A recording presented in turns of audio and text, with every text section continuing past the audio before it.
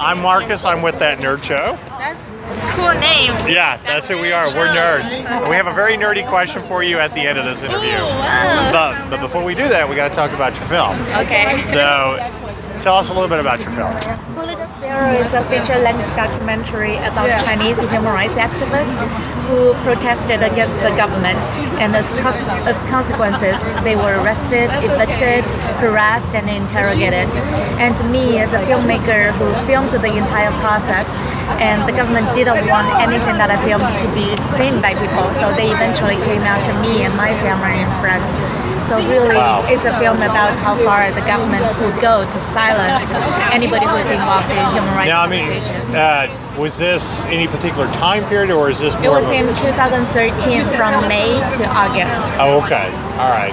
All right. This one intrigues me because I actually did my history thesis on communist China and the revolution. Oh, so. That's interesting. Yeah, believe me, trying to find all those sources in Texas were very hard.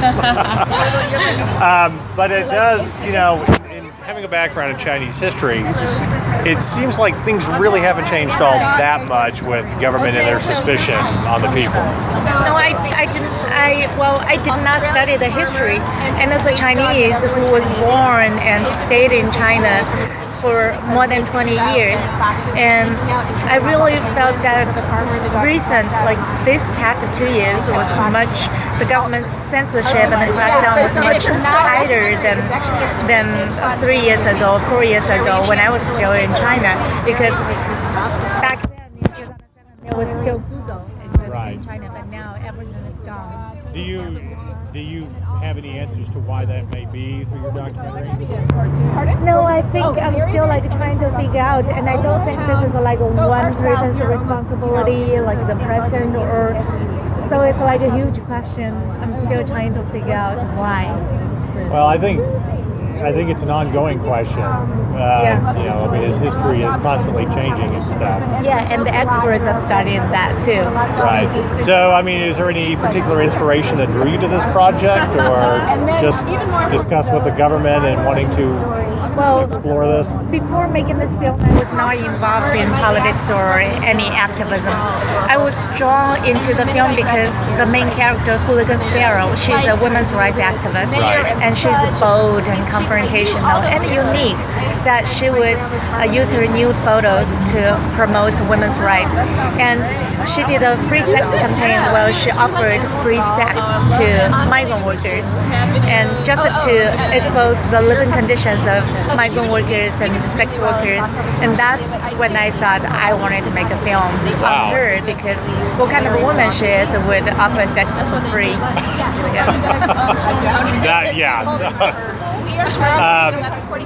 What do you hope that people take away from this? I think that a lot of people did not know what's going on in China, even though there was coverage, but still there is no on-the-ground reporting from China, especially now that the information is so restricted.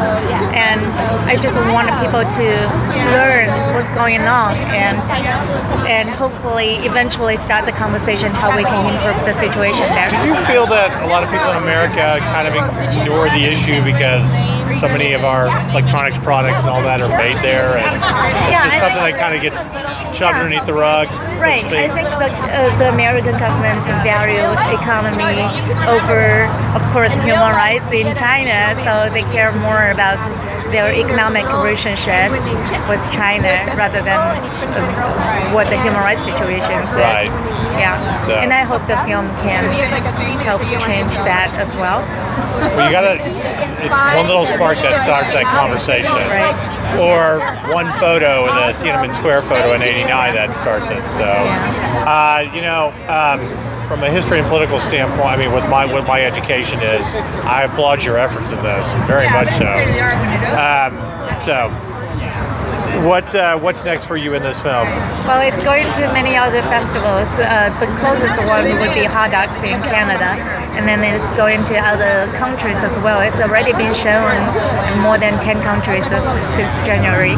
Oh, wow. Yeah, and it will be broadcasted on PBS in October. Really? Yes. Wow. Well, you have got to be thrilled with the response. Yeah. All right.